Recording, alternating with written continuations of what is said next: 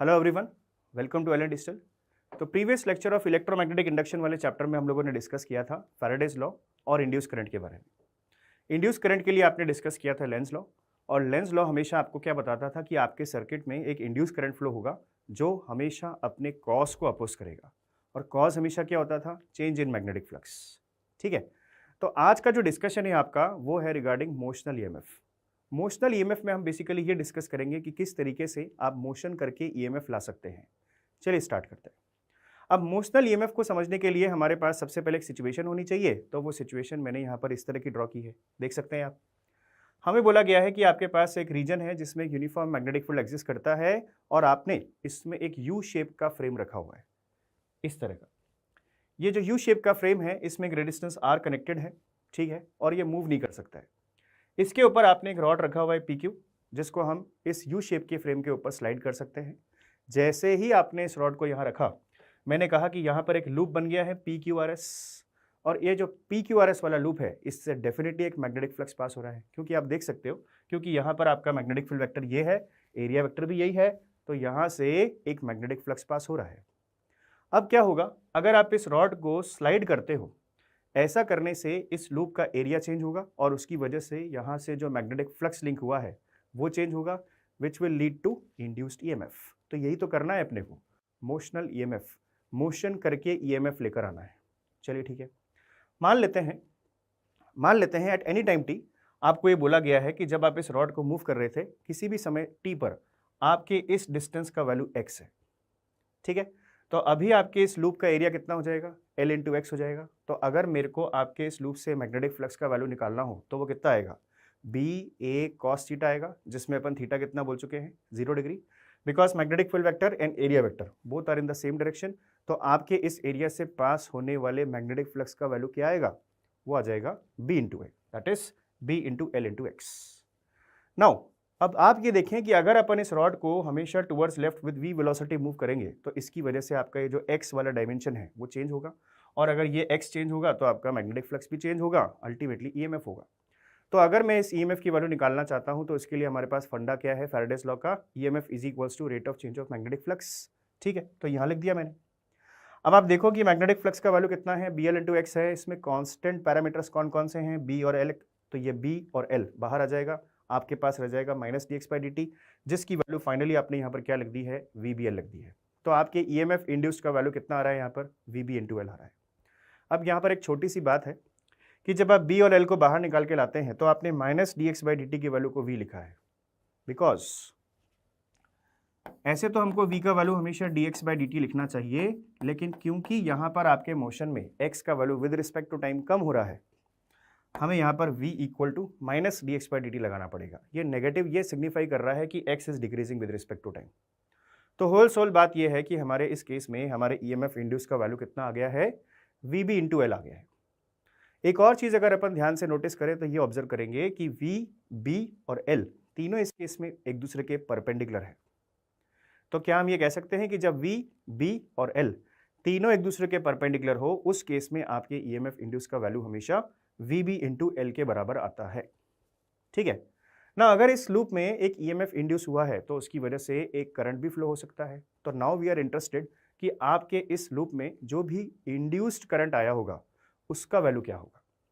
अब induce current का value निकालना है, और अगर आपको पता है कि हमारे इस लूप में रेजिस्टेंस R प्रेजेंट है और EMF का वैल्यू हमेशा आपके लूप में VBL है, तो इंड्यूस करंट का वैल्यू क्या हो जाएगा? It is simply E by are.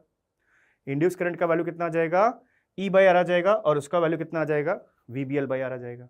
ठीक है, तो आपके इस लूप में करंट का वैल्यू निकल कर आ गया। अगर मैं इस लूप में करंट के डायरेक्शन को निकालना चाहता हूं तो उसके लिए क्या करेंगे? सिंपल लेंज लॉ अप्लाई करेंगे। आपकी देखो कि अगर आप इस रॉड को टुवर्ड्स लेफ्ट मूव करते हो तो ऐसा करने से इस लूप का एरिया घटता है, एरिया घटने से मैग्नेटिक फ्लक्स होगा decrease. According to Lenz law आपको करना है इंक्रीज।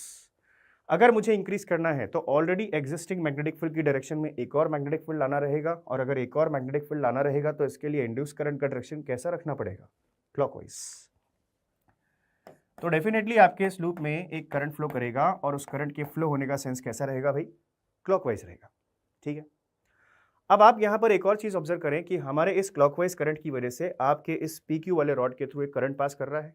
तो अब मैं इस PQ वाले रॉड को अगर देखूं तो क्या मैं बोल सकता हूं this is a current carrying conductor placed in a uniform magnetic field.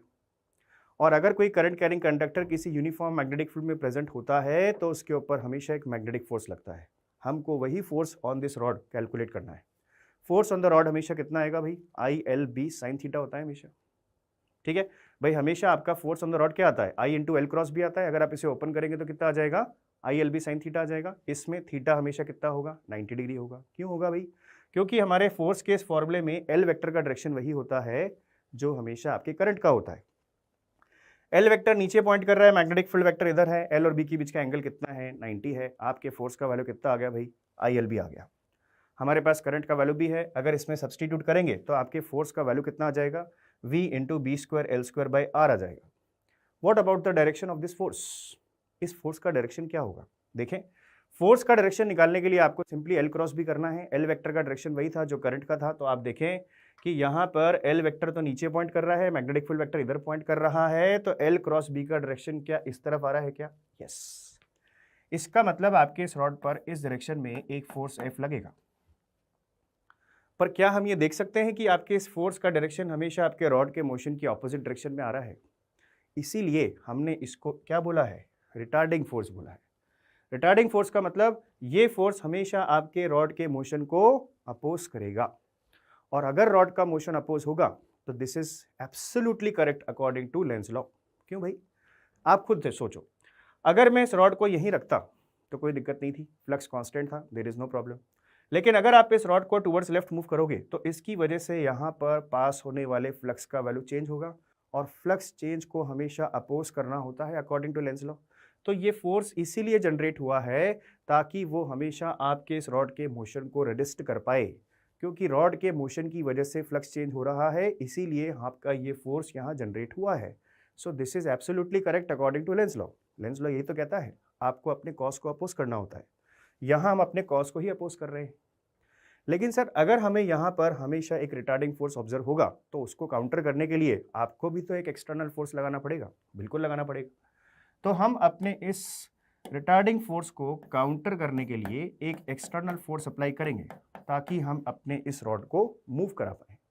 हमें हमेशा इस चीज़ का याद रखना है बात कि एफ एक्सटर्नल हमेशा एफ के बराबर ही रखना होगा। क्यों भाई, क्योंकि रॉड हमेशा कांस्टेंट स्पीड से मूव कराना है, और अगर आप चाहते हो कि इस रॉड को हमेशा कांस्टेंट स्पीड से मूव कराए, इसका एक्सेलरेशन 0 होना चाहिए, मतलब F external should be equals to F. अब क्या कर रहे हैं अपन, हम अपनी इस रॉड के ऊपर एक फोर्स लगाकर इसे एक कांस्टेंट स्पीड से मूव करा रहे हैं। बेसिकली हमने जो फोर्स अप्लाई किया है दैट इज एक्सटर्नल फोर्स, वो यहाँ पर आपके इस ऑब्जेक्ट को एक पावर सप्लाई कर रहा है, तभी जाकर आपका ये रॉड यहाँ पर मूव कर पाएगा।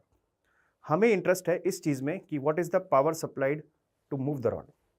तो power supplied to move the rod हमेशा क्या होगा, एफ एक्सटर्नल इंटू वी हो जाएगा आपका, क्योंकि पावर का फॉर्मूला हमेशा क्या होता है, एफ डॉट वी होता है। आप देख सकते हैं यहाँ पर एफ एक्सटर्नल और वी सेम डायरेक्शन में आ रहे हैं, ठीक है। तो यहाँ पर हमेशा आपका power required to move the rod कितना हो जाएगा, एफ एक्सटर्नल इंटू वी हो जाएगा। एफ एक्सटर्नल का वैल्यू कितना होगा, एफ के बराबर होगा। एफ का वैल्यू कितना है, ये है।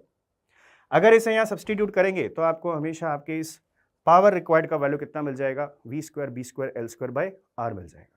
So this is the amount of power which is required, तभी जाकर आप इस रॉड को मूव कर पाओगे। अच्छा, अब रॉड मूव करेगा तो क्या होगा, सर आपके पावर लगाने की वजह से ये रॉड मूव करा। अगर ये रॉड मूव करा तो क्या फ्लक्स चेंज हुआ, और अगर फ्लक्स चेंज हुआ तो क्या ईएमएफ आया, ईएमएफ आया तो करंट आया। अगर करंट आया तो ये आपके करंट के फ्लो होने का सेंस बना रखा है अपने यहाँ पर। आपने इस करंट का वैल्यू कितना बोल रखा है भाई, आई। और अगर ये करंट यहाँ फ्लो करेगा तो ये करंट इस रेजिस्टेंस के थ्रू पास करेगा जिसमें पावर डिसिपेशन होगा, ठीक है। तो अगर अपन इंटरेस्टेड है पावर डिसिपेटेड में, जो हमेशा आपके इस रेजिस्टेंस के अक्रॉस होगा, वो कितना होगा, आई स्क्वायर आर। तो ये हो जाएगा आपका P equal to I square R. I का वैल्यू है हमारे पास V B L by R, तो ये हो जाएगा V square B square L square by R square into R. एक आर से एक आर कैंसिल हो जाएगा, आपके इस पावर डिसिपेटेड का value V square B square L square by R आ जाएगा। And this is exactly equal to power required to move the rod. इसका मतलब ये हुआ कि जितना पावर आपने हमेशा रॉड को मूव करने के लिए सप्लाई किया, वही पावर हमारे सिस्टम में भी एज हीट जनरेट हो गया। This is correct according to conservation of energy. हमने अपने प्रीवियस लेक्चर में यही तो डिस्कस किया था कि लेंस लॉ हमेशा कंजर्वेशन ऑफ एनर्जी को फॉलो करता है, तो यहाँ पर उस चीज़ के दर्शन भी हो रहे हैं अपन को। तो मैथमेटिकल प्रूफ बोल सकते हैं आप इसे आपके लेंस लॉ का। ठीक है, तो ये जो छोटे छोटे सब पार्ट्स यहाँ पर निकल कर आए हैं, इन पर सवाल बनते हैं, आपको आने चाहिए। ठीक है, तो आई होप आपको ये पूरा का पूरा मोशनल ईएमएफ वाला पार्ट तो अच्छे से क्लियर हो गया होगा। एक बार ये मोशनल ईएमएफ क्लियर होता है तो हम यहाँ पर इसके रिगार्डिंग कुछ इंपॉर्टेंट पॉइंट्स निकलते हैं, उसके बारे में डिस्कस करते हैं। चलिए, फर्स्ट पॉइंट क्या है आपके पास? पहला पॉइंट है कि अगर बी, वी और एल तीनों एक दूसरे के परपेंडिकुलर होते हैं, उस केस में ईएमएफ का वैल्यू हमेशा कितना आता है? वीबीएल आता है। ये तो मैं आपको बता चुका हूँ, पर यहाँ पर आपने वीबीएल की जगह क्या लिखा है? एल इफेक्टिव लिखा है। क्यों लिखा है? क्योंकि मैं आपको यहाँ पर कुछ बात बताना चाहता हूँ। देखिए, मान लेते हैं एक सिचुएशन है हमारे पास, हमें बोला गया है कि यूनिफॉर्म मैग्नेटिक फील्ड में आपने कंडक्टर रखा हुआ है पी क्यू, अड़ंग बड़ंग शेप का, रैंडमली शेप्ड, और आपको बोला है कि हम अपने इस पी क्यू वाले कंडक्टर को वी वेलोसिटी से मूव कर रहे हैं, हमें इसके एंड्स के अक्रॉस जो ईएमएफ अपीयर होगा वो कैलकुलेट करना है।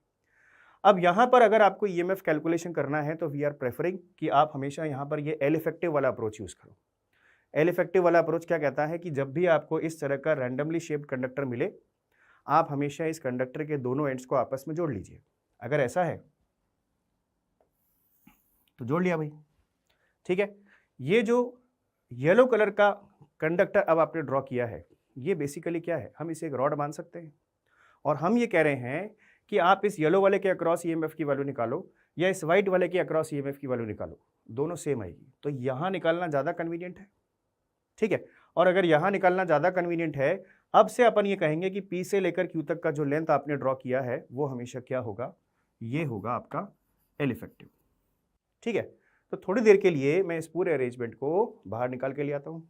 ठीक है, तो ये है आपका रॉड, ये एंड P था, ये एंड Q था। आपको बोला गया है कि आपने इस रॉड की लेंथ को कितना माना है? एल इफेक्टिव माना है। एंड लेट अस सपोज आपका ये रॉड कितनी स्पीड से मूव कर रहा है भाई? v स्पीड से मूव कर रहा है। ठीक है, तो ये हमारी सिचुएशन हो जाएगी अब से, जब भी हमको ईएमएफ का कैलकुलेशन इस तरह के रैंडमली शेप कंडक्टर के लिए करना होगा, हम लोग हमेशा अपने इस वाइट वाले कंडक्टर की जगह ये येलो वाला रॉड अज्यूम कर लेंगे। चलो मान लेते हैं कि यहाँ पर आपके मैग्नेटिक फील्ड का डायरेक्शन आपको बताया गया था बी है, इनवर्ड है, और लेट अस अज्यूम कि आपके वी ने आपके एल इफेक्टिव के साथ थीटा एंगल बना रखा है। अब मुझे बोला गया है कि सर अगर आपको यहाँ पर ईएमएफ की कैलकुलेशन करनी है तो उसके लिए हमेशा अपन को वी, बी और एल तीनों एक दूसरे के परपेंडिकुलर चाहिए। तो मैं यहाँ पर आपके वी के कंपोनेंट बना सकता हूँ। वी का एक कंपोनेंट इस डायरेक्शन में क्या आ जाएगा भाई? वी कॉस थीटा, और इस डायरेक्शन में क्या आ जाएगा? ये हो जाएगा आपका वी साइन थीटा। ठीक है, अब यहाँ पर अब अपन ये कह सकते हैं कि V sine theta, L effective और बी तीनों एक दूसरे के परपेंडिकुलर है, तो यहाँ पर ये होगा आपकी ईएमएफ के पार्ट में रिस्पॉन्सिबल वैल्यूज। ठीक है, बट यहाँ पर v cos थीटा क्योंकि एल इफेक्टिव के पैरेलल ही आ रहा है, ये आपके ईएमएफ में काम नहीं आएगा। ठीक है, तो इस केस में आपके ईएमएफ इंड्यूस का वैल्यू कितना हो जाएगा भाई? ये हो जाएगा v साइन थीटा। ठीक है, ये है आपका v साइन थीटा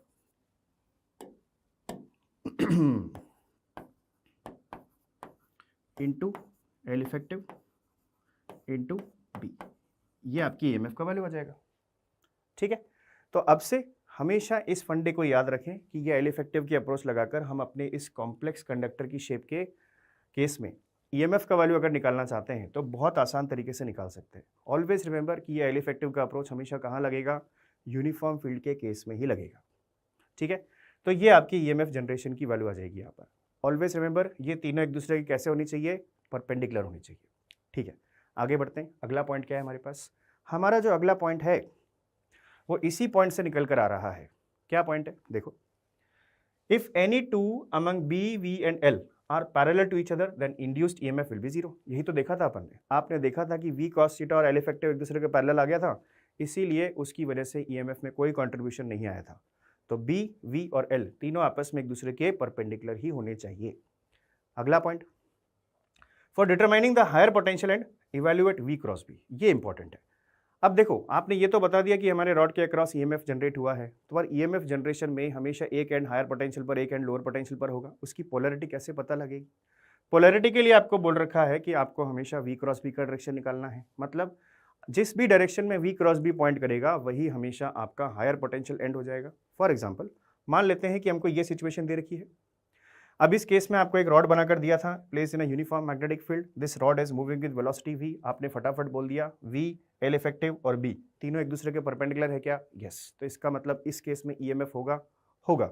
इस केस में अगर ईएमएफ है तो हमेशा हायर पोटेंशियल एंड कौन सा है? v क्रॉस b पॉइंट करेगा उसकी तरफ। अब आप बताओ क्या वेलोसिटी वेक्टर इस डायरेक्शन में है और मैग्नेटिक फील्ड वेक्टर इस डायरेक्शन में है, तो v क्रॉस b हमेशा ऊपर पॉइंट करेगा। v क्रॉस b की डायरेक्शन के लिए आपने हमेशा वेलोसिटी वेक्टर की डायरेक्शन में राइट हैंड की फिंगर्स को पॉइंट किया, b की तरफ घुमाया, ऊपर आया, तो p वाला पॉइंट दैट इज ऊपर वाला पॉइंट हमेशा कैसा आ जाएगा? आपका हायर पोटेंशियल पर आ जाएगा। नीचे वाला पॉइंट हमेशा कैसा आ जाएगा? लोअर पोटेंशियल पर आ जाएगा। देयरफॉर वी कैन से कि अगर ये p वाला पॉइंट है, ये q वाला पॉइंट है, ये हायर पोटेंशियल और ये लोअर पोटेंशियल पर हो जाएगा। कर लेंगे सर? ठीक है। तो अब अगर इसी फोटो को अपन एक सिंपलिस्टिक पिक्चर की फॉर्म में प्रेजेंट करें तो कैसा दिखेगा? ऐसा दिखेगा। आप देख सकते हैं कि यहाँ पर अपन ने अपने रॉड को रिप्लेस कर दिया है एक सेल से, और उस सेल का हायर पोटेंशियल ये है, लोअर पोटेंशियल ये है, और इस सेल की ईएमएफ का वैल्यू क्या होगा? VB इंटू एल इफेक्टिव हो जाएगा। यही पढ़ा था अपन ने। तो ये है आपके मोशनल ईएमएफ के रिगार्डिंग कुछ इंपॉर्टेंट पॉइंट्स। ये हमारे न्यूमेरिकल्स में हमें बहुत बहुत बहुत हेल्प करते हैं। ठीक है, चलिए शुरू करते हैं। क्या? फर्स्ट क्वेश्चन देखें, identify the higher potential and potential difference across PQ in the moving conductor. तो यहाँ हमको एक रॉड दे रखा है और बोला गया है कि यार इस पर ये सिचुएशन बना के दे रखी है, आपको इसके ऊपर ईएमएफ का वैल्यू निकाल के बताना है। Velocity vector, magnetic field vector, L0 सबका वैल्यू दे रखा है मुझे। देखो मेरा काम हमेशा क्या होता है, तीनों एक दूसरे के परपेंडिकुलर होने चाहिए। करके देखते हैं। सर वेलोसिटी वेक्टर के कंपोनेंट बन सकते हैं? बिल्कुल बन सकते हैं। इधर आएगा v cos थीटा, इधर आएगा v sin थीटा। अब सर प्रॉब्लम यहाँ पर यह है कि v cos थीटा तो b के पैरेलल है और v sin थीटा यहाँ पर L0 के पैरेलल है, तो इन दोनों केसेस में ही आपकी ईएमएफ का वैल्यू कितना आ जाएगा? 0 आ जाएगा। क्या है भैया कि भाई v cos थीटा तो यहाँ पर हमेशा पैरेलल टू मैग्नेटिक फील्ड आ गया और v sin थीटा यहाँ हमेशा पैरेलल टू L0 आ गया। इस वजह से यहाँ पर ईएमएफ इंड्यूस्ड का वैल्यू हमेशा कितना रहेगा? 0 रहेगा। ऐसा भी होता है जब कंपोनेंट लेने के बाद भी आपके कोई भी पेयर ऑफ वेक्टर्स एक दूसरे के परपेंडिकुलर नहीं आते हैं। कोई भी पेयर ऑफ वेक्टर्स का मतलब तीनों एक दूसरे के परपेंडिकुलर नहीं आते हैं। उस केस में ईएमएफ क्या हो जाएगा? 0 हो जाएगा। ठीक है, चलिए आगे बढ़ते हैं। अगला question, identify the higher potential and potential difference across PQ in this moving conductor. तो यार यहाँ पर अपने को जो कंडक्टर दे रखा है वो एक सेमी सर्कुलर लूप बनाकर दिया है, place in a uniform magnetic field, और ये V0 स्पीड से नीचे आ रहा है। अब मैंने कहा कि यहाँ पर हम लोग अपने एल इफेक्टिव के अप्रोच को लगा सकते हैं, क्योंकि मैंने आपको बताया था कि वो यूनिफॉर्म फील्ड में ही लगता है। तो अगर एल इफेक्टिव का अप्रोच लगाएं तो आप एक एंड को दूसरे एंड से कनेक्ट कर दीजिए। अगर ऐसा है, कर दिया भाई। यहाँ पर अगर ये जो रॉड मिली है मुझे, उसकी लेंथ कितनी आएगी? इसकी लेंथ सर डेफिनेटली आपके 2r के बराबर आ जाएगी। ठीक है, तो अगर मैं यहाँ लिखता हूँ तो ये है आपका L effective which is equals to 2r, और ये कितनी स्पीड से नीचे आ रहा है भाई? V0 स्पीड से नीचे आ रहा है। V0, L इफेक्टिव और B तीन एक दूसरे के परपेंडिकुलर हैं, तो डेफिनेटली इस केस में एक ईएमएफ होगा, उसका वैल्यू कितना होगा देख लेते हैं। सर ईएमएफ इंड्यूस का वैल्यू हो जाएगा V, कितना है भाई? V0। उसके बाद L इफेक्टिव वो कितना है? 2r। उसके बाद मैग्नेटिक फील्ड कितना है? B। तो ये है हमारे ईएमएफ इंड्यूस का value which is 2V0 into B। ठीक है, आफ्टर दैट हमसे बोला है कि हायर पोटेंशियल एंड कौन सा होगा। देखो भाई v क्रॉस b का डायरेक्शन निकाल लो। वेलोसिटी वेक्टर किधर है? नीचे। मैग्नेटिक फील्ड वेक्टर किधर है? अंदर। v क्रॉस b का डायरेक्शन इधर आएगा। इसका मतलब q वाला एंड हमेशा कैसा होगा? हायर पोटेंशियल पर होगा, और p वाला एंड आपका लोअर पोटेंशियल पर आ जाएगा। So q is at higher potential. Simple सरल क्वेश्चन होते हैं, आराम से हो जाते हैं। चलिए आगे बढ़ते हैं। अगला question, identify the lower potential end of the rod. अब इस केस में हमको अपने रॉड के लोअर पोटेंशियल एंड को पकड़ना है। कौन सा होगा भाई? सबसे पहले तो यहाँ सिचुएशन समझ लो। सर हमारे पास दो बड़े बड़े मैग्नेट्स थे, इस मैग्नेट का नॉर्थ पोल, इस मैग्नेट का साउथ पोल हमने एक दूसरे के सामने ला दिया। इसकी वजह से बीच वाले रीजन में एक मैग्नेटिक फील्ड एग्जिस्ट करेगा। उसका डायरेक्शन क्या होगा भाई? North to south. इस तरह के मैग्नेटिक फील्ड में हमने इस तरह का एक रॉड रखा हुआ है, और हमको बोला गया है कि ये रॉड इस वेलोसिटी से मूव कर रहा है। इसके पड़ोस में जो गोला बना रखा है ना, ये इसका डायरेक्शन है। किसका? वेलोसिटी वेक्टर का। तो क्या हम ये बोलें कि ये रॉड हमेशा बाहर आ रहा है? तो आप ये देखिए कि क्या यहाँ पर v, b और l तीनों एक दूसरे के परपेंडिकुलर है क्या? वेलोसिटी वेक्टर इस डायरेक्शन में है, मैग्नेटिक फील्ड वेक्टर इस डायरेक्शन में है, l ऐसा है, तीनों एक दूसरे के परपेंडिकुलर हैं। इसका मतलब इस केस में ईएमएफ तो होगा। अगर इस केस में ईएमएफ होगा तो मुझे उसकी पोलैरिटी बतानी है। पोलैरिटी हमेशा v क्रॉस b से आती है। वेलोसिटी वेक्टर किस डायरेक्शन में है भाई? सर वेलोसिटी वेक्टर आपकी तरफ, दैट इज बाहर की डायरेक्शन में आ रहा है। मैग्नेटिक फील्ड वेक्टर इस डायरेक्शन में आ रहा है, v क्रॉस b का डायरेक्शन ऊपर आएगा। इसका मतलब ऊपर वाला एंड कैसा होगा? हायर पोटेंशियल पर होगा। तो ये हो गया हायर पोटेंशियल पर, ये हो गया लोअर पोटेंशियल पर। हमसे पूछा था हमारे सवाल में कि लोअर पोटेंशियल एंड कौन सा होगा? क्यू होगा भाई आंसर। तो Q will be at lower potential. ठीक है, ये लिख दिया अपन ने यहाँ पर, सिंपल सा क्वेश्चन। चलिए आगे बढ़ते हैं। नेक्स्ट क्वेश्चन क्या है हमारे पास? A rectangular wire loop of side 8 cm and 2 cm with a small cut is moving out of a region of a uniform magnetic field of magnitude 0.3 Tesla directed normal to the loop. ठीक है, what is the EMF developed across the cut if the velocity of the loop is 1 cm per second in a direction normal to the longer side, shorter side of the loop, and for how long does the induced voltage last in each case? अब question पढ़ के हमको थोड़ी बहुत feeling तो आ गई होगी कि इसमें क्या करना है। नहीं आई है तो कोई बात नहीं, देख लेते हैं इसको। सबसे पहले क्वेश्चन के अंदर जो जरूरी बात है उसको पकड़ते हैं। एक रेक्टेंगुलर वायर लूप है जिसके साइड लेंथ आपको 8 सेंटीमीटर 2 सेंटीमीटर दे रखे हैं और उसमें एक छोटा सा कट है। ठीक है, ये आपके एक मैग्नेटिक फील्ड के रीजन से बाहर आ रहा है, ये आपके एक यूनिफॉर्म मैग्नेटिक फील्ड के रीजन से बाहर आ रहा है। ठीक है, और उस मैग्नेटिक फील्ड का स्ट्रेंथ कितना दे रखा है? 0.3 tesla which is directed normal to the loop. जो सिचुएशन मुझे यहाँ तक बोली गई है उसको देखकर मैंने अपना नक्शा बना लिया। यहाँ पर आप बोल सकते हो कि हमारे पास एक यूनिफॉर्म फील्ड था, उसमें हमने एक रेक्टेंगुलर लूप रखा है जिसमें एक छोटा सा कट है। उसके बाद इसके अंदर जो साइड लेंस दे रखी है वो L और B मान ली मैंने। ऑब्वियसली यहाँ पर L क्या होगा? 8 सेंटीमीटर होगा, B क्या होगा? 2 सेंटीमीटर होगा। आपके मैग्नेटिक फील्ड की वैल्यू कितनी है? 0.3 टेस्ला है। और हमें बोला गया है कि हम इस रेक्टेंगुलर लूप को इस मैग्नेटिक फील्ड से बाहर निकालेंगे। पर बाहर निकालने की भी दो तरीके हैं। या तो आप अपने वेलोसिटी वेक्टर को हमेशा normal to the longer side रखें या normal to the shorter side रखें।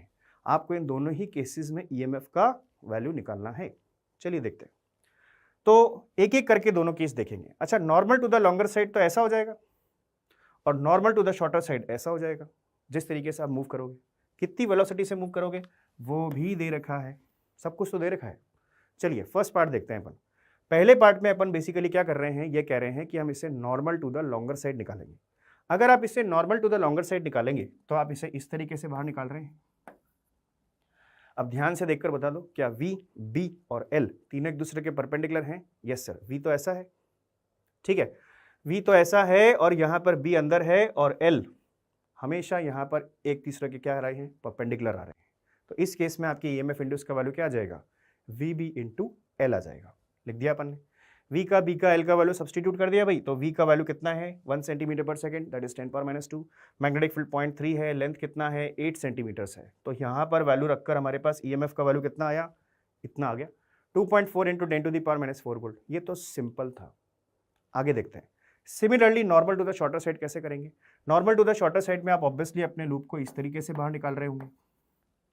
अगर इस तरीके से बाहर निकालेंगे तो आप बताइए कि यहाँ पर हमेशा क्या V, B और L एक दूसरे के परपेंडिकुलर हैं? बिल्कुल हैं। V, B और ये B एक दूसरे के परपेंडिकुलर है। तो इस केस में आपकी EMF का वैल्यू क्या आ जाएगा? VB इंटू B आ जाएगा। तो VB इंटू B आ गया। यहाँ पर V का B का B का सबका वैल्यू रख देंगे तो क्या मिलेगा? ये आ जाएगा 10⁻², मैग्नेटिक फील्ड 0.3, B का वैल्यू दे रखा है आपको 2 सेंटीमीटर्स। सब्सटीट्यूट करेंगे आपका आंसर आ जाएगा 6 इंटू 10⁻⁵ वोल्ट। लो भाई, हमारा क्वेश्चन हो गया। नहीं हुआ, क्यों नहीं हुआ? अभी हमने सिर्फ यहाँ तक का क्वेश्चन सॉल्व किया है। आगे क्या पूछा है? For how long does the induced voltage last in each case? कितनी देर तक आपका ये EMF इंड्यूस्ड हर केस में टिका रहेगा? कितनी देर तक टिका रहेगा तो उसकी वैल्यू निकाल लेते हैं। पहले वाले पार्ट में चलते हैं। पहले फर्स्ट वाले पार्ट में आप ये देखिए, जब आप इसे normal to the longer side निकाल रहे थे तो निकालना शुरू किया भाई आपने। अब अगर आप इसे normal to the longer side निकाल रहे हो तो ये पूरा का पूरा लूप कितने समय में पूरा बाहर आ जाएगा वो पूछा है आपसे। पर जब normal to the longer side निकाल रहे हैं तो हमारे इस लूप ने मैग्नेटिक फील्ड में कितना डिस्टेंस कवर किया होगा? सर ऑब्वियसली B कवर किया होगा। कितनी स्पीड से किया होगा? V स्पीड से किया होगा। कितना टाइम लगेगा फिर? B/V लगेगा। तो अगर अपन को यहाँ पूछा है for how long does the induced voltage last in each case, तो पहले वाले पार्ट में हमेशा टाइम निकालने पर क्या आएगा, b/v आ जाएगा, ठीक है। और उसका वैल्यू कितना आ जाएगा, 2 सेकेंड्स आ जाएगा। b आपको 2 सेंटीमीटर दे रखा है, ये 1 सेंटीमीटर पर सेकेंड दे रखा है, आपका आंसर 2 सेकेंड्स। नेक्स्ट अपने को निकालना है सर यही वैल्यू किस केस में, शॉर्टर साइड के केस में। शॉर्टर साइड के केस में जब आप बाहर निकलोगे तो आप कितना डिस्टेंस कवर करोगे, l। इस केस में आपका टाइम क्या आ जाएगा, l/v आ जाएगा, और उसका वैल्यू कितना आ जाएगा, 8 सेकंड आ जाएगा, ठीक है। सिंपल सवाल है, आराम से हो जाते हैं। ये एक अच्छा कॉन्सेप्ट है यहाँ पर टाइम निकालने का, ये आना चाहिए हमको, ठीक। चलिए आगे बढ़ते हैं और भी चीजें देखते हैं। Find the EMF induced in the loop when it is entering into the magnetic field, when it is completely inside the magnetic field। अब यहाँ पर ये जो 2 पार्ट्स हैं, ये दिखने में तो ठीक लग रहे हैं आपको, लेकिन ये अच्छे पार्ट्स हैं। देखो पहले वाले पार्ट पर चलते हैं। आपके इस केस में आपको बोला है कि आपका ये लूप जस्ट आपके इस मैग्नेटिक फील्ड में एंटर होना शुरू हुआ है और थोड़ा बहुत हो गया है, थोड़ा बहुत हुआ है, लेकिन पूरा तो नहीं हुआ है ना। आपने यहाँ पर कहा कि जो पार्ट मैग्नेटिक फील्ड में होगा उसके अंदर में भी EMF की वैल्यू हो, और जो पार्ट बाहर है उस पर तो कोई EMF नहीं होगा। क्या हम ये कह दें कि अगर इसको PQRS लिखें तो यहाँ RQ वाले पार्ट पर तो कोई EMF नहीं होगा। अच्छा, RS वाले पार्ट में और QP वाले पार्ट में सर VL के पैरेलल हो जाएगा, इस पर भी कोई EMF नहीं होगा। तो ओनली बचा पार्ट कौन सा है भाई, SP वाला है, क्योंकि उसी में V, B और L तीनों एक दूसरे के परपेंडिकुलर आ रहे हैं। तो इस केस में EMF कितना हो जाएगा भाई, VBL हो जाएगा। तो हमारे पहले वाले केस में हमारे EMF इंड्यूस का वैल्यू कितना आ जाएगा, V, जो V0 दे रखा है, मैग्नेटिक फील्ड B दे रखा है, लेंथ कितना लेंगे, ये लेंगे, विच इज A। ये आपका आंसर। सेकंड वाले केस में चलते हैं। सेकंड वाले केस में आप देखो कि अगर आपका लूप आपके मैग्नेटिक फील्ड में मूव कर रहा है और कंप्लीटली इनसाइड हो चुका है, यहां हम ये देख सकते हैं कि आपके इस लूप से किसी तरह का कोई फ्लक्स चेंज नहीं होगा, जितना पास हो रहा है उतना ही हो रहा है हर जगह पर। अगर मैं अभी इससे फ्लक्स की वैल्यू B/A लिखता हूं, तो अगर ये थोड़ा सा आगे सरक जाएगा तो भी इससे फ्लक्स का वैल्यू B/A ही आएगा, क्योंकि हमारा पूरा का पूरा लूप मैग्नेटिक फील्ड के रीजन में प्रेजेंट है, फ्लक्स की वैल्यू चेंज नहीं हो रही है। इस केस में EMF का वैल्यू कितना होगा, 0 होगा, ठीक है। तो यहाँ लिख देंगे, क्योंकि आपके फ्लक्स चेंज का वैल्यू यहाँ पर 0 है, इसलिए यहाँ पर आपके EMF इंड्यूस्ड का वैल्यू 0 है, ठीक है। चलिए आगे बढ़ते हैं। नेक्स्ट अपने को यहाँ डिस्कस करना होता है dynamic induction due to rotation of rod. ये एक इंपॉर्टेंट पार्ट है। यहाँ सिचुएशन कैसी होती है, यहाँ कुछ इस तरह की होती है। आपको बोला गया है कि हमारे पास एक मैग्नेटिक फील्ड का रीजन है जिसमें यहाँ पर एक रॉड रखा हुआ है, और इस रॉड का जो एक एंड है ये वाला, वो मैंने फिक्स कर रखा है, और मुझे बोला गया है कि आपकी इस रॉड का लेंथ R दे रखा है, ठीक है। हमसे ये भी बोला गया है कि हम इस रॉड को हमेशा एक कांस्टेंट एंगुलर स्पीड से इस तरीके से रोटेट करेंगे, और हमें बताना है कि यहाँ पर हमेशा आपके EMF इंड्यूस का वैल्यू क्या होगा। यहाँ पर आपने ये जो ब्लू कलर का रिंग बना रखा है, वो बेसिकली क्या बताता है कि जब आपका ये रॉड रोटेट करेगा वो एक सर्कुलर फैशन में रोटेट करेगा, और यहाँ पर जो सर्कल बन रहा होगा उसका जो रेडियस होगा वो इसी रॉड की लेंथ के बराबर होगा, ठीक है। अब अगर मुझे यहाँ पर अपने EMF का वैल्यू निकालना है, तो पहला पॉइंट मेरे दिमाग में ये आता है कि यहाँ EMF होगा कि नहीं होगा, देखते हैं। इसके लिए मैंने क्या करा, रॉड का जो फिक्स्ड एंड है वो ये वाला है, इसको अभी अपन O बोल देते हैं, और इसको मैं A बोल देता हूँ। रॉड के फिक्स्ड एंड से कुछ दूरी पर मैंने आपके इस रॉड के ऊपर एक छोटा सा एलिमेंट मान लिया है, ये मान रखा है भाई। यहाँ पर आपके इस एलिमेंट का लोकेशन कितने डिस्टेंस पर है, R डिस्टेंस पर है, एलिमेंट की लेंथ कितनी है, DR है, एंड मान लेते हैं कि आपके इस एलिमेंट के लिए जो लीनियर स्पीड है वो V है। फटाफट देखकर बताओ कि इस एलिमेंट के लिए V, B और DR तीनों एक दूसरे के परपेंडिकुलर आ रहे हैं क्या? यस। अगर तीनों एक दूसरे के परपेंडिकुलर हैं मतलब इसमें EMF तो है। ये अगर आपको EMF इंडिकेशन देता है, इस EMF की पोलैरिटी क्या होगी, V क्रॉस B। तो आपको पता है कि भाई वेलोसिटी वेक्टर इधर है और मैग्नेटिक फील्ड वेक्टर अंदर है, तो V क्रॉस B का डायरेक्शन इधर आएगा। इसका मतलब क्या, O वाला एंड हायर पोटेंशियल पर होगा क्या? यस। और हमेशा ये A वाला एंड लोअर पोटेंशियल पर होगा। चलो आधा काम तो हो गया हमारा। पर आप ये देखें कि आपके इस एलिमेंट के अक्रॉस तो EMF निकाल लूंगा मैं, लेकिन क्या हम ये बोल सकते हैं कि इस एलिमेंट के जैसे और भी कई सारे एलिमेंट्स आपके इस पूरी रॉड पे बन सकते हैं? यस। और क्या सब पर EMF निकल सकता है? यस। तो हमें टोटल EMF के लिए क्या करना पड़ेगा, सभी एलिमेंट्स की EMF को ऐड करना पड़ेगा। ऐड करना पड़ेगा बोले तो इंटीग्रेट करना पड़ेगा। तो पहले अपन एक छोटे से एलिमेंट पर EMF निकालते हैं, उसको इंटीग्रेट करते हैं, आपका टोटल EMF आ जाएगा। देखो तो इस फोटो को अपन निकाल के लाए बाहर, इस तरह का पिक्चर है आपका। ये आपके रॉड का फिक्स्ड एंड है, इसको O बोला था मैंने, इसको A बोला था मैंने। आप हमेशा इसे एक एंगुलर स्पीड ओमेगा से रोटेट कर रहे हो, एलिमेंट का लोकेशन फिक्स्ड एंड से r डिस्टेंस पर है, एलिमेंट की लेंथ dr है, पूरे के पूरे रॉड का लेंथ r है, और आपके एलिमेंट का लीनियर स्पीड क्या है भाई, v है। अब यहाँ पर एक पॉइंट है छोटा सा, इस रॉड के अलग अलग एलिमेंट्स अलग अलग लीनियर स्पीड से मूव कर रहे होंगे। क्यों भाई? क्योंकि ये अगर एक रोटेटिंग ऑब्जेक्ट है, इस रोटेटिंग ऑब्जेक्ट के लिए जितने भी एलिमेंट्स आप बनाओगे, चाहे यहाँ बनाया मैंने या यहाँ बनाया मैंने, सबके लिए जो एंगुलर स्पीड आएगा वो तो सेम आएगा, लेकिन जो लीनियर स्पीड आएगा वो अलग अलग आएगा। और आपके इस एलिमेंट के लिए लीनियर स्पीड का वैल्यू हमेशा कितना रहेगा, वो रहेगा भाई v बराबर ओमेगा r, क्योंकि हमारा एलिमेंट हमारे इस एंड से कितनी दूरी पर है, r दूरी पर है। ऑब्वियसली बात है सर, जैसे जैसे r बढ़ेगा वैसे वैसे स्पीड का वैल्यू भी बढ़ेगा। इसका मतलब ये वाला एलिमेंट ज़्यादा फास्टर मूव कर रहा होगा लीनियर स्पीड के हिसाब से, ये स्लोअर मूव कर रहा होगा। समझ आ रही है बात? ठीक है, मुझे तो अपने इस एलिमेंट के अक्रॉस ईएमएफ निकालना है, तो ये छोटा सा ईएमएफ क्या होगा, ये छोटा सा ईएमएफ होगा VBL, यही होगा। तो VBL कितना है भाई, आपका dr है, v का वैल्यू कितना है, ओमेगा r है, रख दिया मैंने। ये मेरे छोटे वाले ईएमएफ का वैल्यू आ गया। मुझे अगर यहाँ से टोटल ईएमएफ का वैल्यू निकालना है तो इसी को इंटीग्रेट करना पड़ेगा। टोटल ईएमएफ हो जाएगा आपका 0 से लेकर r का इंटीग्रेशन, और वो कितना आ जाएगा भाई, b ओमेगा r²/2। तो हमारे इस तरह के रोटेशन ऑफ रॉड के केस में रॉड के अक्रॉस जो ईएमएफ जनरेट होता है उसका वैल्यू आता है b omega r²/2। But sir हमें पता है कि ये वाला पॉइंट हायर पोटेंशियल पर है, ये वाला पॉइंट लोअर पोटेंशियल पर है, तो कायदे से हमें क्या लिखना चाहिए, हमें लिखना चाहिए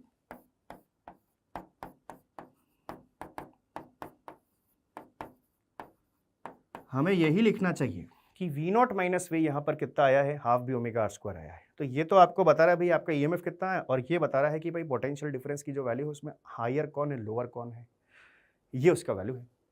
ठीक है, तो ये बात याद रहेगी हमेशा। इस फॉर्मूले को लगाने की एक छोटी सी कंडीशन क्या है कि इसमें रॉड का एक एंड हमेशा फिक्स होना चाहिए। क्या होना चाहिए भाई, फिक्स होना चाहिए, तभी अपना काम बनेगा। ठीक, चलिए आगे बढ़ते हैं। इसके रिगार्डिंग सवाल कैसे आते हैं देखें। Question is, a wheel with 10 metallic spokes, each 0.5 meter long, is rotated with a speed of 120 revolutions per minute in a plane normal to the horizontal magnetic field at a place. If B equals to 0.4 Gauss at the place, what is the induced EMF between the axle and the rim of the wheel?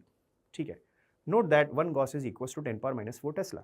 ठीक है, अब यहाँ की situation क्या है sir, हमें एक यहाँ पर एक व्हील दे रखा है जिसमें 10 मेटालिक स्पोक्स दे रखे हैं। ठीक है, तो ये तो आपका व्हील हो जाएगा, और ये सपोज उसमें आपके स्पोक्स हो जाएंगे। क्वेश्चन में तो 10 बोले हैं पर मैं 10 नहीं बनाऊंगा। ठीक है, अब यहाँ पर आपको बोला है कि हमेशा आपके इस व्हील का जो स्पोक है उसका लेंथ कितना है, 0.5 मीटर। हमारे केस में तो वो रेडियस हो जाएगा। ठीक है, अब आप मुझे ये बताओ कि ये आपके 4 स्पोक बना के दिखाए मैंने, इसको सपोज मैं O वाला पॉइंट बोल देता हूँ, इसको मैं A वाला पॉइंट बोल देता हूँ, ये भी A वाला पॉइंट हो जाएगा, फिर ये भी A वाला पॉइंट हो जाएगा, और ये भी A वाला पॉइंट हो जाएगा, क्योंकि सब के सब पॉइंट्स रिम पर लाई करते हैं। अब जब आपका ये पूरा का पूरा व्हील मैंने रेडी किया और इसे मैग्नेटिक फील्ड की प्रेजेंस में अगर मैंने ऐसे घुमा दिया तो यहाँ पर एक मोशनल ईएमएफ हो जाएगा, उसकी वजह से एक ईएमएफ का वैल्यू आ जाएगा। आप इन चारों स्पोक्स को 4 इंडिविजुअल रॉड्स मान सकते हो, और सभी के अक्रॉस एक ईएमएफ जनरेट हो जाएगा। उस ईएमएफ का पोलैरिटी क्या आएगा, अभी बताया था मैंने, O वाला पॉइंट हायर पोटेंशियल पर, A वाला पॉइंट लोअर पोटेंशियल पर। तो क्या हम यहाँ पर ये बोल सकते हैं कि यहाँ पर एक ईएमएफ जनरेशन होने की वजह से एक ईएमएफ तो यहाँ मिलेगा, एक ईएमएफ यहाँ मिलेगा, एक ईएमएफ यहाँ मिलेगा, और एक ईएमएफ यहाँ मिलेगा। सभी के ईएमएफ का वैल्यू E ही आएगा, और इस E का वैल्यू कितना आएगा, हाफ b ओमेगा r² आएगा, क्योंकि O वाला एंड फिक्स है। ठीक है, तो हमारे हिसाब से हमारे ईएमएफ का वैल्यू यहाँ पर कितना होना चाहिए, हाफ b ओमेगा r² होना चाहिए, जो कर दिया अपन ने। पर आप नोटिस कीजिए एक चीज़ कि यहाँ पर ये चारों के चारों स्पोक पर जो ईएमएफ आया है ये सब पैरेलल में है। किस में है, पैरेलल में है। और अगर पैरेलल में है तो पैरेलल में अगर आइडेंटिकल सेल्स पैरेलल में होते हैं तो इक्वलेंट ईएमएफ का वैल्यू हमेशा जो सिंगल सेल होता है या जो इंडिविजुअल सेल होता है उसी के ईएमएफ के बराबर आता है। इसका मतलब इस पूरे सिस्टम में आपके इक्वलेंट ईएमएफ का वैल्यू क्या आएगा, ई ही आएगा।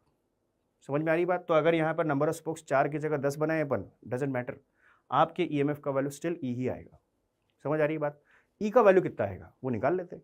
सर ई का वैल्यू यहाँ पर कितना आएगा, हाफ b ओमेगा r² आएगा। वैल्यू रख दो, वैल्यू रख दें तो यहाँ पर रेडियस तो दिख रहा है मुझे, ये क्या है, ये ओमेगा है, 120 रिवॉल्यूशंस पर मिनट। और ये क्या है, ये मैग्नेटिक फील्ड है जिसको आपको टेस्ला में कन्वर्ट करना पड़ेगा।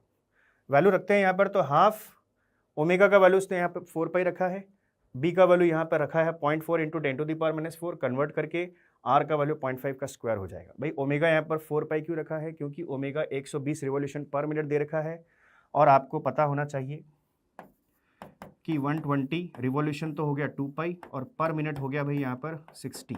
तो यहाँ से कैलकुलेट करके क्या 4 पाई ही आएगा क्या, यस 4 पाई रेडियन पर सेकेंड। सब्सटीट्यूट करेंगे, सॉल्व करेंगे, वैल्यू निकालेंगे, आपका आंसर आ जाएगा 6.28 इंटू 10⁻⁻5 वोल्ट। ठीक है, तो सिंपल सा प्रॉब्लम है पर एक लॉजिक देकर जाता है कि यहाँ पर आपके इस केस में नंबर ऑफ स्पोक्स मैटर नहीं करते हैं। अगर आप नंबर ऑफ स्पोक्स को इंक्रीज भी कर देते हैं तो भी आपकी ईएमएफ की वैल्यू पे कोई फर्क नहीं पड़ेगा। ठीक है, तो ये है आपका मोस्टल ईएमएफ वाला पार्ट। आगे बढ़ते हैं और अपने अच्छे वाले बढ़िया वाले सेक्शन पर आते हैं, which is inductance. Now inductance क्या होता है, पहले इसका एक बेसिक आइडिया लेंगे फिर इसे आगे डिस्कस करेंगे। मान लेते हैं मेरे पास दो कॉइल्स हैं। लेट अस अज्यूम कि इस वाले कॉइल के नंबर ऑफ टर्न्स N1 है और इस वाले कॉइल के नंबर ऑफ टर्न्स N2 है। दोनों कॉइल्स को मैंने ऐसे रखा हुआ है कि इनका एक्सिस एक ही लाइन पे लाई करता है। अभी तक जितना भी इलेक्ट्रोमैग्नेटिक इंडक्शन हमने पढ़ा है उसमें हम हमेशा ये कहते थे कि आपको हमेशा एक बॉडी को मूव करना पड़ता था, तब जाकर उसके थ्रू फ्लक्स चेंज होता था और उसकी वजह से उसमें एक ईएमएफ आता था। इंडक्शन वाले पार्ट में हम ये कह रहे हैं कि आपको कोई मूवमेंट कराने की जरूरत नहीं है, आपको हमेशा इसे इसके रिस्पेक्ट में या इसे इसके रिस्पेक्ट में मूव कराने की जरूरत नहीं है।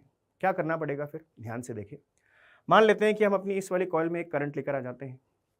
अब इस वाली कॉइल में जो करंट आया है वो आई है, इस करंट की वजह से इस कॉइल की एक्सिस पर एक मैग्नेटिक फील्ड आ जाएगा साहब। तो ये इसकी एक्सिस है और उसकी एक्सिस पर एक मैग्नेटिक फील्ड आ गया है। बट दोनों की एक्सिस सेम होने की वजह से क्या यही मैग्नेटिक फील्ड यहाँ से भी पास करेगा, क्या करेगा साहब? तो मैंने यहाँ पर भी बी दिखा दिया यहाँ पर। अब आप ये देखो कि आपके इस मैग्नेटिक फील्ड की वजह से आपका ये जो मैग्नेटिक फील्ड इस वाली कॉइल में जनरेट हुआ है, क्या हम ये कह सकते हैं कि इस मैग्नेटिक फील्ड की वजह से इस पूरे के पूरे कॉइल के थ्रू एक फ्लक्स लिंक हो जाएगा? बिल्कुल हो जाएगा, क्योंकि ये मैग्नेटिक फील्ड हर टर्न को क्रॉस करते हुए निकल रहा है। यहाँ से एक फ्लक्स लिंक होगा, कितना होगा? अगर एक टर्न के थ्रू यहाँ से फ्लक्स की वैल्यू 5 आती है तो आपके N1 टर्न्स के थ्रू फ्लक्स का वैल्यू कितना आ जाएगा? N1 5। तो आपके फ्लक्स लिंकेज का वैल्यू इस वाली कॉइल से कितना आ रहा है? N1 5। फ्लक्स लिंकेज का मतलब हमारी पूरी कॉइल से जो फ्लक्स लिंक हुआ है। सेकेंड वाली कॉइल की बात करें तो यहाँ बोला गया है कि सेकेंड वाली कॉइल में भी मैग्नेटिक फील्ड पास हुआ है और यहाँ से भी एक फ्लक्स लिंक होगा। इसका वैल्यू कितना होगा? वो हो जाएगा N2 ∅2। अब एक काम करता हूँ, मैं इसे B1 लिख देता हूँ, थोड़ा अच्छा रहेगा उसके लिए। इसे I1 लिख देता हूँ। ठीक है, अगर इस करंट का value with respect to time vary करेगा तो क्या ये flux with respect to time vary हो जाएगा? यस, तो यहाँ पर एक ईएमएफ आ जाएगा। अगर मैंने इस कॉइल में करंट को वेरी करा है विद रिस्पेक्ट टू टाइम तो उसकी वजह से यहाँ से जो फ्लक्स पास होगा वो भी तो with respect to time vary करेगा। इसका मतलब इधर भी एक ईएमएफ आ जाएगा। तो यहाँ बिना किसी रिलेटिव मोशन के आपने दोनों ही कॉइल्स में ईएमएफ जनरेट करके बताया। बस आपको क्या करना है? करंट चेंज करना है। समझ में आ रही बात? तो अगर करंट की वैल्यू चेंज होगी तो हमेशा यहाँ पर एक ईएमएफ जनरेशन हो जाएगा।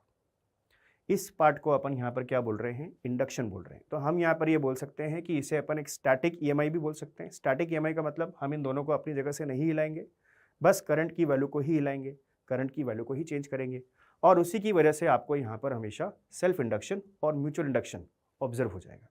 ठीक है, तो ये हमारा बेसिक कॉन्सेप्ट है यहाँ पर। अब अगर अपन इस कॉन्सेप्ट को थोड़ा और एक्सप्लोर करते हैं और टाइप ऑफ इंडक्शन पे जाते हैं तो मैंने अभी बताया सेल्फ इंडक्शन और म्यूचुअल इंडक्शन। सबसे पहले डिस्कस करेंगे हम लोग म्यूचुअल इंडक्शन। अब म्यूचुअल इंडक्शन क्या होता है वो मैं आपको बता चुका हूं, फिर भी अगर एक बार देख लेते हैं तो क्या होता है?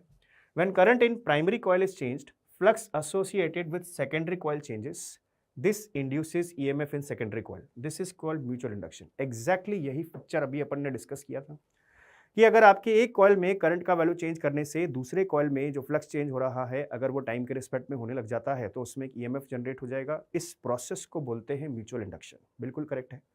फिर भी यहाँ पर इस चीज़ को डिमॉन्स्ट्रेट करने के लिए हमने यहाँ पर एक सिचुएशन बना रखी है।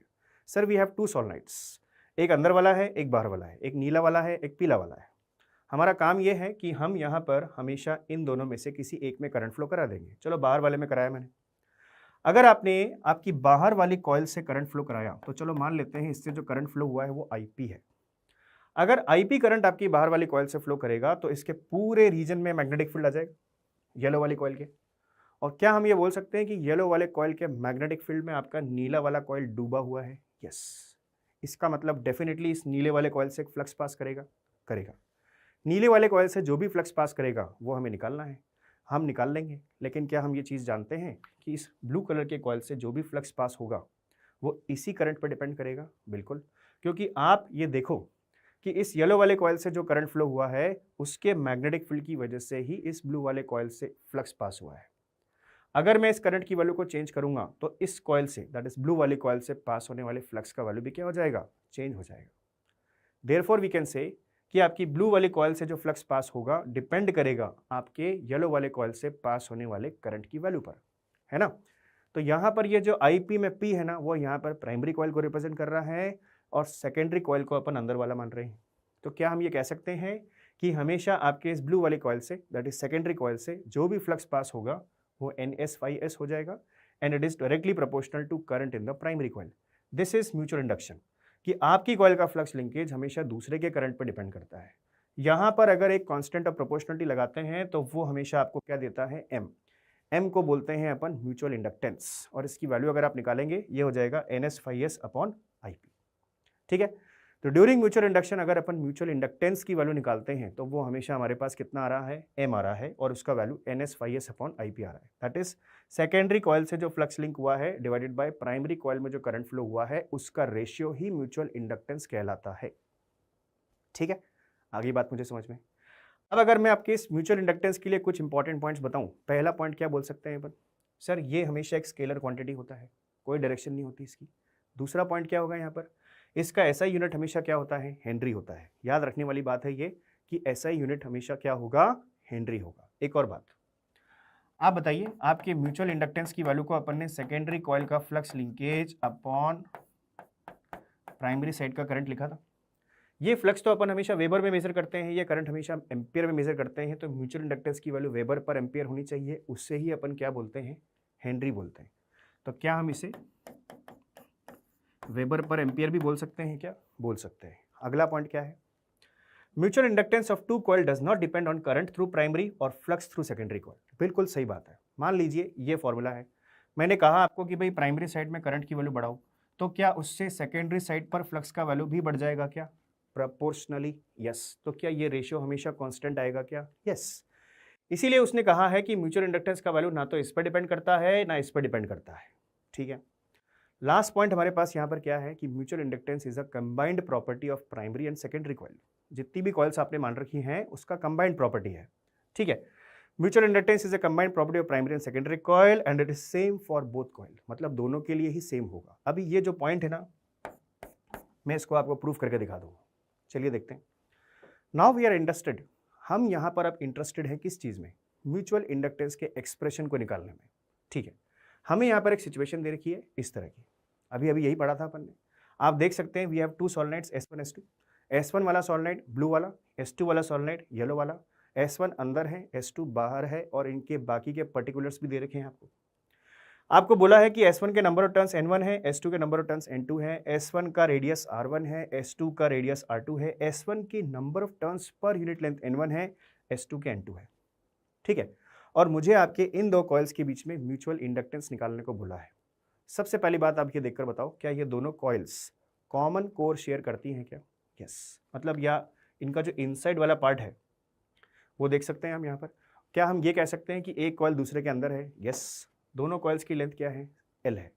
अगर हमें यहाँ पर म्यूचुअल इंडक्टेंस कैलकुलेट करना है तो उसका फंडा क्या है कि आपको एक में करंट फ्लो कराकर दूसरे से फ्लक्स निकालना होता है। चलो शुरू करते हैं। सबसे पहले हम करंट फ्लो कराएंगे S2 में। तो when a current I2 is set up through S2, इसकी वजह से क्या होगा? करंट की वजह से हमेशा इस पूरे रीजन में, कौन से वाले रीजन में भाई? पूरे के पूरे येलो वाले रीजन से, दैट इज येलो वाली कॉइल से एक फील्ड पास होगा, और उस फील्ड में अगर आपका S2 वाला कॉइल, सॉरी S1 वाला कॉइल डूबा हुआ है तो उससे डेफिनेटली एक फ्लक्स लिंक होगा। हमें निकालना है flux linkage with coil S1। कितना होगा भाई? ऑब्वियसली सर, अगर S1 वाली कॉइल के हर टर्न से फ्लक्स पास हो रहा है φ1, तो उसके N1 टर्न्स के थ्रू जो फ्लक्स पास होगा वो कितना हो जाएगा? N1 φ1, और उसकी वैल्यू कितनी आएगी? M12I2। ये देखें फॉर्मूला तो ये पिछली बार जैसा ही है। क्यों? क्योंकि म्यूचुअल इंडक्शन के टाइम पर हमेशा जो कांस्टेंट ऑफ प्रोपोर्शनलिटी आता था वो म्यूचुअल इंडक्टेंस आता था। यहाँ आपने जो M12 लिखा है वो क्या है, ये है mutual inductance of coil S1 with respect to coil S2।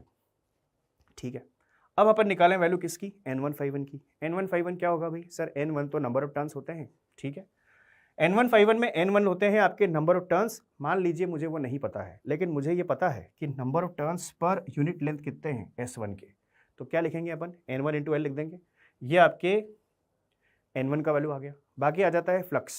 अब आप देखो, फ्लक्स की वैल्यू अगर निकालनी है तो आपके S1 वाले कॉइल से फील्ड किसका पास कर रहा है, S2 वाली कॉइल का। ठीक है, लेकिन एरिया किसका लेंगे अपन, एरिया तो अपन S1 का ही लेंगे, क्योंकि अपने को फ्लक्स का वैल्यू S1 के थ्रू ही निकालना है। ठीक है, तो यहाँ लिखा हुआ है this is pi R1 square, that is area किसका, आपके S1 वाले कॉइल का, और फील्ड किसका है, सेकेंड वाली कॉइल का, S2 वाली कॉइल का, which is mu naught NI। यही होता है फॉर्मूला। तो अगर मैं यहाँ पर सिंपली आपके phi1 की वैल्यू को लिखूँ तो मैं लिख सकता हूँ BA में एरिया हमेशा पहले का होगा और फील्ड हमेशा सेकंड वाली कॉइल का होगा। एग्जैक्टली वही वैल्यू लिखा है आपने यहाँ से। ठीक है, अब हमें पता है कि हमेशा आपके म्यूचुअल इंडक्टेंस का वैल्यू क्या होता है, flux through divided by current through. ठीक है, तो यहाँ म्यूचुअल इंडक्टेंस का वैल्यू निकालूंगा तो वो हो जाएगा flux linkage divided by current. ये वैल्यू कैलकुलेट करके यहाँ से आ जाएगा आपके पास mu naught N1 into pi R1 square into L। This is the expression of mutual inductance of coil S1 relative to coil S2। आ गया अपना म्यूचुअल इंडक्टेंस। आप देख सकते हैं कि यहाँ आपका म्यूचुअल इंडक्टेंस सिर्फ और सिर्फ ज्योमेट्री पर डिपेंड करता है, R1 पे, उसके बाद number of turns per unit length पे ऐसे। ठीक है, अब ये जो प्रोसेस अपन ने किया है इसको उल्टा भी किया जा सकता है। मतलब मैं करंट S1 के थ्रू फ्लो कराऊंगा और फ्लक्स S2 से मेजर करूंगा। इसमें एक छोटा सा टिंच आएगा। क्या आएगा, चलिए देखते हैं। When a current I1 is set up through S1, अगर आपने अंदर वाली कॉइल में करंट फ्लो कराया, नीली वाली कॉइल में करंट फ्लो कराया, तो उसकी वजह से क्या होगा, नीली वाली कॉइल के पूरे इस रीजन में एक मैग्नेटिक फील्ड आ जाएगा, और ये मैग्नेटिक फील्ड आपके पीले वाले टर्न्स को भी क्रॉस करते हुए निकल रहा है, तो एक फ्लक्स लिंक होगा। बिल्कुल होगा साहब। फ्लक्स अगर लिंक होगा तो आपके S2 वाले कॉइल से जो फ्लक्स लिंकेज आएगा वो कितना आएगा, वो हो जाएगा आपका N2/2, that is equal to M21I1। जैसे ऊपर लिखा है वैसे ही नीचे चल रहा है। M21 क्या होगा, mutual inductance of coil S2 with respect to coil S1। ठीक है, हमें वैल्यू निकालना है N2/2 का। N2/2 में N2 तो कैसे निकलेगा भाई, आपको पता है N2 इंटू L, जैसे ऊपर किया था। अब यहाँ पर एक इंपॉर्टेंट चीज है, फ्लक्स की वैल्यू के लिए आपने क्या लिखा है, मैग्नेटिक फील्ड तो पहले का, एरिया भी पहले वाले का। अब ऐसा क्यों हुआ, ऑब्वियस सी बात है, ध्यान से देखें पता लग जाएगा कैसे। भाई यहाँ आप ये बोल सकते हो कि हमने करंट किससे पास कराया, करंट हमने पास किया सर S1 से। ठीक है, तो S1 से पास किया तो S1 में मैग्नेटिक फील्ड आया, और मुझे बोला है कि S1 के मैग्नेटिक फील्ड का फ्लक्स निकालो किससे, S2 से। मैं निकाल तो दूंगा सर, पर S2 के पूरे एरिया से ये फील्ड पास हो रहा है क्या, नहीं।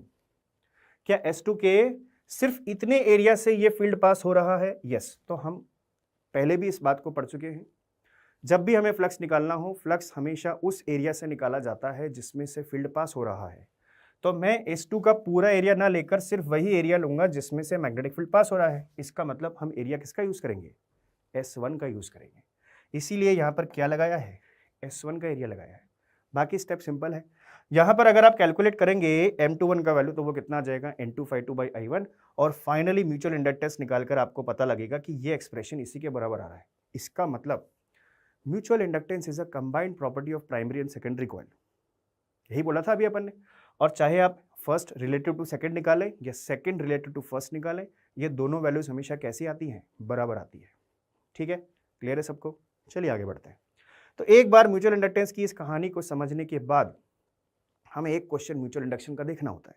कैसे sir, find coefficient of mutual inductance of to concentric circular rings of radius R and capital R and turns N2 and N1 respectively given R is greater R। यहाँ आपको बोला गया है कि हमारे पास दो कॉइल्स हैं, छोटा वाला बड़ा वाला, बड़े वाले का रेडियस कैपिटल R है, छोटे वाले का रेडियस स्मॉल r है, और आपको बोला है कि बड़े वाले के नंबर ऑफ टर्न्स कितने हैं N1 और छोटे वाले के नंबर ऑफ टर्न्स कितने हैं N2। हमें ये निकालना है कि इनके बीच में म्यूचुअल इंडक्टेंस कितना होगा। म्यूचुअल इंडक्टेंस निकालने के लिए प्रोसेस क्या है आपको पता है, बट सबसे पहले ये दोनों कॉइल्स कंसेंट्रिक है और आपको इसका रेडियस इसके कंपैरिजन में बहुत ज़्यादा दे रखा है। तो क्या हम ये मान सकते हैं कि ये वाला कॉइल इस वाले कॉइल के रिस्पेक्ट में पॉइंट साइज होगा। ठीक है, ओके। आगे बढ़ते हैं। म्यूचुअल इंडक्टेंस निकालना है तो एक कॉइल को प्राइमरी एक कॉइल को सेकेंडरी बोलना पड़ेगा, ठीक है। तो चलो मान लेते हैं कि मैंने इसमें से करंट फ्लो कराया और मैं इसी को प्राइमरी मान रहा हूँ, ठीक है। तो हम लोग हमेशा अपनी इस वाली कॉइल को P फॉर प्राइमरी बोल रहे हैं और इस वाली कॉइल को S फॉर सेकेंडरी बोल रहे हैं, ठीक है। चलिए आगे बढ़ते हैं। सबसे पहले यहाँ पे करंट की वजह से एक मैग्नेटिक फील्ड होगा। आपने जैसे ही आपकी इस सर्कुलर कॉइल में करंट फ्लो कराया I1, उसकी वजह से इसके अंदर एक मैग्नेटिक फील्ड आएगा which is mu naught NI/2R। Circular coil का फील्ड तो यही होता है सेंटर पे, ठीक है भाई। उसके बाद क्या आपका ये मैग्नेटिक फील्ड का डायरेक्शन निकाल सकते हैं अपन? बिल्कुल निकाल सकते हैं। मैग्नेटिक फील्ड का डायरेक्शन कैसा आएगा भाई? आउटवर्ड आएगा। और क्या ये आउटवर्ड मैग्नेटिक फील्ड आपके इस छोटे वाले कॉइल से पास कर रहा है क्या? यस। तो क्या आपके छोटे वाले कॉइल का एरिया वेक्टर इस तरफ है, मैग्नेटिक फील्ड भी इस तरफ है, फ्लक्स लिंक होगा? बिल्कुल लिंक होगा। कितना लिंक होगा देखें, मैग्नेटिक फ्लक्स थ्रू सेकेंडरी कितना होगा भाई? वो हो जाएगा आपका N2/2। N2 number of turns हो गए, वो तो एज इट इज लिख दिया। F/2 क्या हो गया? फ्लक्स हो गया। फ्लक्स में मैग्नेटिक फील्ड किसका है? पहले वाले का है, बट एरिया किसका है? एरिया हमारा है सर, बोले तो सेकेंडरी वाले का है, ठीक है। अब यहां पर अगर फील्ड की वैल्यू सब्स्टिट्यूट करें तो क्या हो जाएगा सर? N2 तो as it is magnetic field हो जाएगा म्यू नॉट N1I1/2R। एरिया हमेशा किसका होगा? छोटे वाले का होगा, क्योंकि छोटे वाले से ही फ्लक्स निकल रहा है, πr²। अच्छा, और करें कैलकुलेशन? बस हो गई कैलकुलेशन। अब यहां से अगर अपन अपनी म्यूचुअल इंडक्टेंस की वैल्यू डिफाइन करेंगे तो वो क्या होता है सर? म्यूचुअल इंडक्टेंस हमेशा flux linkage through secondary upon current in primary, यही होता है। N2/2/I1 सॉल्व करेंगे, आपके म्यूचुअल इंडक्टेंस की वैल्यू कितनी आ जाएगी? म्यू नॉट N1N2 πr²/2R आ जाएगा। This is our final answer. तो इस तरीके से हम लोग हमेशा अपने म्यूचुअल इंडक्टेंस की वैल्यू कैलकुलेट करते हैं। हमें किसी भी तरह का सिस्टम दे दिया जाए, हम उससे म्यूचुअल इंडक्टेंस का वैल्यू कैलकुलेट कर सकते हैं। बस हमें एक प्रोसेस फॉलो करना होता है। पहले एक को प्राइमरी सेकेंडरी मान लो, एक में करंट फ्लो करा दो, दूसरे से फ्लक्स निकाल लो, फ्लक्स लिंकेज की वैल्यू को करंट से डिवाइड कर दो, निकाल लो म्यूचुअल इंडक्टेंस का वैल्यू, ठीक है। सिंपल है यार। चलिए आगे बढ़ते हैं। नेक्स्ट क्या है हमारे पास? Induced EMF in mutual induction. अब यहाँ पर मेरा टारगेट असली तो यही था कि मैं ईएमएफ इंड्यूस करा के दिखाऊं, और अभी मैंने देखा कि हमेशा आपके सेकेंडरी कॉइल से जो फ्लक्स लिंक होता है, क्या वो प्राइमरी साइड के करंट पर डिपेंड करता है क्या? बस उसी से काम बन जाएगा मेरा। तो अगर आपके सेकेंडरी साइड का फ्लक्स लिंकेज हमेशा प्राइमरी साइड के करंट पर डिपेंड करता है, मान लेते हैं कि प्राइमरी साइड में करंट का वैल्यू मैंने टाइम के रिस्पेक्ट में चेंज कर दिया है। अगर आपकी इस करंट का वैल्यू समय के साथ बदलेगा तो क्या आपके इस फ्लक्स का वैल्यू भी विद रिस्पेक्ट टू टाइम बदलेगा? बदलेगा साहब। पहले जैसे ही मैंने यहाँ कांस्टेंट और प्रोपोर्शनली लगाया, ऑब्वियसली सर ये म्यूचुअल इंडक्शन है तो यहाँ m ही आएगा। अब अगर आप करंट को वेरी करेंगे तो क्या होगा? अगर आपका करंट वेरी करेगा तो फ्लक्स चेंज होगा, और अगर फ्लक्स चेंज होगा तो ईएमएफ आएगा यार। तो एक काम करते हैं, अगर मैंने यहाँ पे करंट की वैल्यू को with respect to time change कर दिया है, तो आप यहाँ पर ये ऑब्जर्व कर रहे हैं कि इस फ्लक्स का वैल्यू भी with respect to time change कर रहा है। तो दोनों तरफ डिफरेंशिएट कर दो यार, डिफरेंशिएट कर दीजिए विद रिस्पेक्ट टू साइन। अब एक नेगेटिव साइन भी मल्टीप्लाई कर दीजिए, कर दिया। तो ये जो एक्सप्रेशन हमें लेफ्ट हैंड साइड पर मिल रहा है, ये क्या है? ये है सर आपका EMF induced in secondary side, and that is equal to -m into dIP/dt। ध्यान से देखें कि सेकेंडरी साइड पर जो ईएमएफ इंड्यूस्ड हुआ है वो हमेशा किन किन बातों पर डिपेंड करता है? वो डिपेंड करता है आपके कोफिशिएंट ऑफ म्यूचुअल इंडक्शन पर या म्यूचुअल इंडक्टेंस पर, और वो डिपेंड करता है प्राइमरी कॉइल के rate of change of current पर। यही तो म्यूचुअल इंडक्शन की निशानी होती है कि प्राइमरी साइड के करंट चेंज की वजह से ही अगर ईएमएफ आया है, तो ईएमएफ का टेंडेंसी भी हमेशा उस प्राइमरी साइड के करंट के चेंज को अपोज करने का होगा। ये जो नेगेटिव साइन है ना, वो यही बात को दर्शाता है कि नेगेटिव की टेंडेंसी क्या है? हमेशा ईएमएफ की टेंडेंसी है करंट के चेंज को अपोज करने की।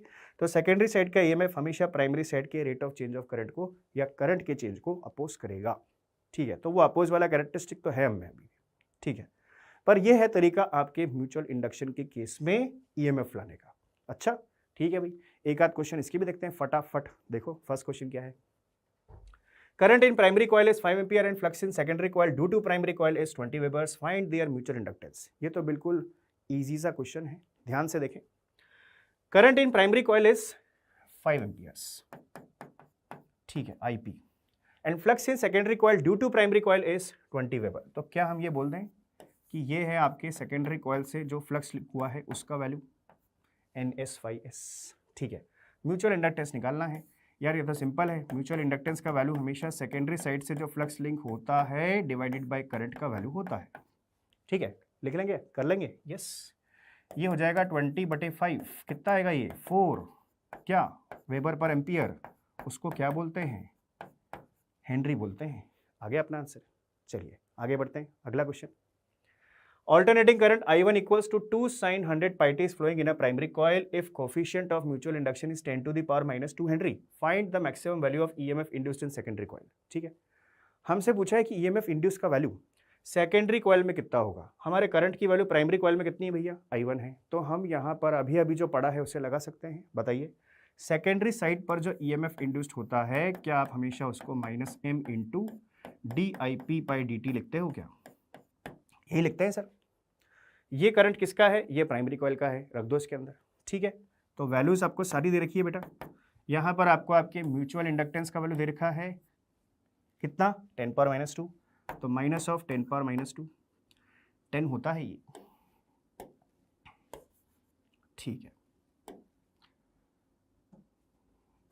ठीक है, तो ये हो गया आपका 10⁻² इंटू d/dt ऑफ करंट का वैल्यू क्या है, 2 sin 100 pi t। ठीक है भाई, तो ये तो आप रहने दीजिए ऐसे का ऐसे ही, इसको मत छेड़िए। d/dt ऑफ ये क्या हो जाएगा सर, ये हो जाएगा 2 cos ऑफ 100 pi t, और फिर इसका भी तो होगा, कितना होगा 100 पाई। अगर ये 100 पाई होगा तो सर ये 100 से ये 10⁻² उड़ा दूंगा मैं यहाँ पर। अगर ऐसा हो जाएगा तो ये हो जाएगा -2 पाई cos ऑफ 100 पाई t। ये आपके EMF इंड्यूस्ड की इंस्टेंटेनियस वैल्यू आई है। क्या आई है भाई, इंस्टेंटेनियस वैल्यू। मुझे निकालना है इस EMF के मैक्सिमम वैल्यू का वैल्यू। सर मुझे पता है कि कॉस फंक्शन की वैल्यू -1 से +1 जाती है। अगर कॉस फंक्शन की वैल्यू -1 है तो क्या आपके EMF का वैल्यू +2 पाई आ जाएगा क्या, यस। ठीक है, और अगर कॉस फंक्शन की वैल्यू -1 की जगह +1 जाती है तो क्या ये -2 पाई हो जाएगा क्या? इसमें से मैक्सिमम कौन सा है, +2 पाई वाला। तो क्या हम यहाँ से देखकर बोल दें कि हमेशा यहाँ से हमारे मैक्सिमम EMF का वैल्यू +2 पाई वोल्ट आएगा, और कब आएगा, जब हमारे cos 100 पाई t का वैल्यू कितना आएगा, -1 आएगा। दिख रहा है यहाँ से। सो यहाँ से आपकी EMF इंड्यूस की मैक्सिमम वैल्यू कितनी आ जाएगी, 2 पाई वोल्ट आ जाएगी। ज़्यादा अच्छे है, ठीक है भैया। 6.28 वोल्ट लिख लो, आप नहीं मानोगे ऐसे लिख लो। ठीक है, तो ये है आपका म्यूचुअल इंडक्शन। आई होप आपके आज के लेक्चर के सारे कंसेप्ट्स आपको अच्छे से समझ में आए होंगे। और भी कंसेप्ट्स हैं और भी लॉजिक्स हैं, उसे अपन अगले लेक्चर में अनकवर करेंगे। Thank you so much.